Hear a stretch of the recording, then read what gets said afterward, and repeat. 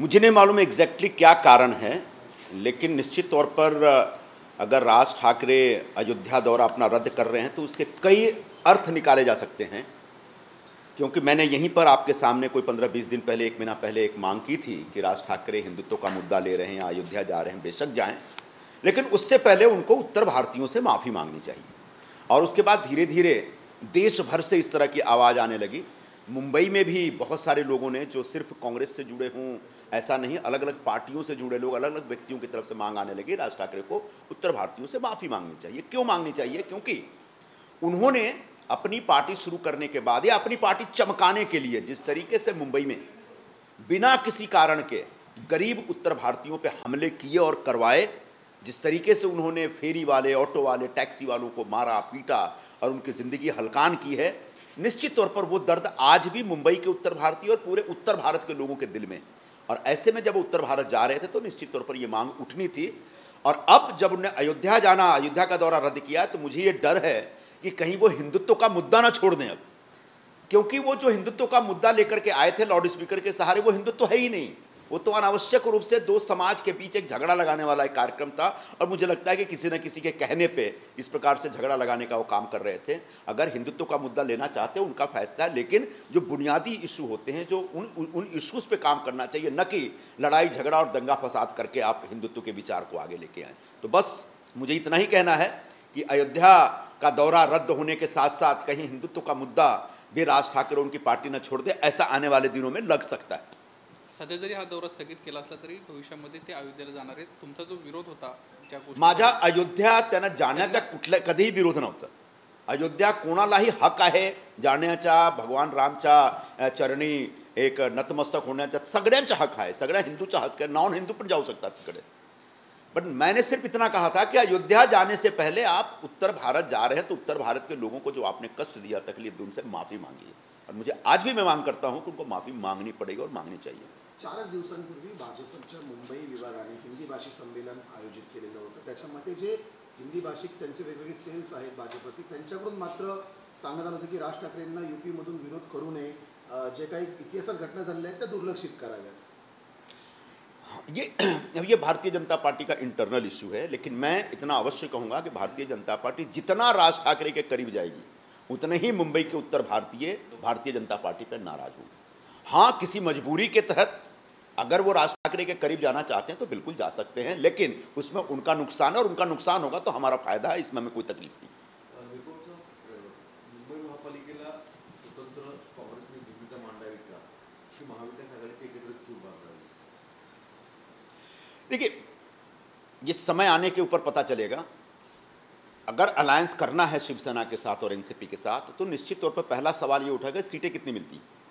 अगर सम्मानजनक ढंग से जितनी सीट कांग्रेस को चाहिए उतनी सीट अगर शिवसेना और एनसीपी दोनों मिलकर के देने को तैयार हैं तो अलायंस किया जा सकता है. लेकिन बहुत अपमानजनक ढंग से एक बहुत थोड़ी सी सीट देके बोलेंगे कि आप आइए हमारे साथ जुड़ के काम करिए, तो निश्चित तौर पर ये मान्य नहीं होना चाहिए. क्योंकि मुंबई में कांग्रेस पार्टी एक अकेली ऐसी पार्टी है जिसका हर समाज में अपना एक पैठ है. हर समाज में कांग्रेस को मानने चाहने वाले लोग हैं. ठीक है, आज हमारे थोड़े बुरे दौर हैं, हम चुनाव हार रहे हैं, लेकिन इसका मतलब ये नहीं कि मुंबई में कांग्रेस पार्टी खत्म हो गई है. मुंबई में आज भी कांग्रेस पार्टी सभी पार्टियों से बड़ी पार्टी है, सभी पार्टियों से ज़्यादा जनाधार हमारे पास है, ज़्यादा चाहने वाले लोग हमारे पास हैं.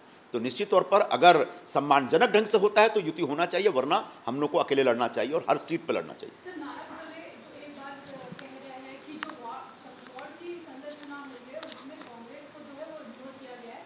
हाँ, तो शिवसेना ने खुद का फायदा इसमें देखा है. आप इसको मैंने भी, मेरे पास भी इस तरह की शिकायत आई है कुछ वार्डों से.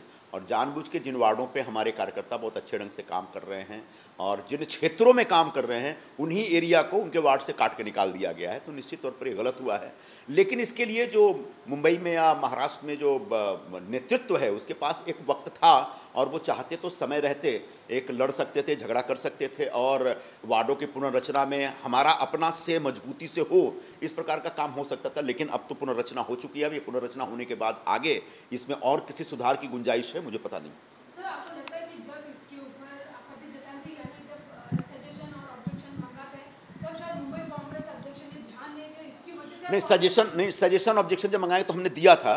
जैसे मैं आपको बता रहा हूँ, गोरेगांव वेस्ट में एक वार्ड में हमारी एक कार्यकर्ता हैं, उन्होंने लगभग एक लक्ष्मीनगर एरिया में बहुत अच्छा काम किया। उनके सबके घर टूट रहे थे, उनके घर बचाए, 500-700 मराठी परिवार का घर बचाया उन लोगों ने। और उसके लिए हमने एक जाहिर सभा भी ली थी, एक विजय सभा ली थी।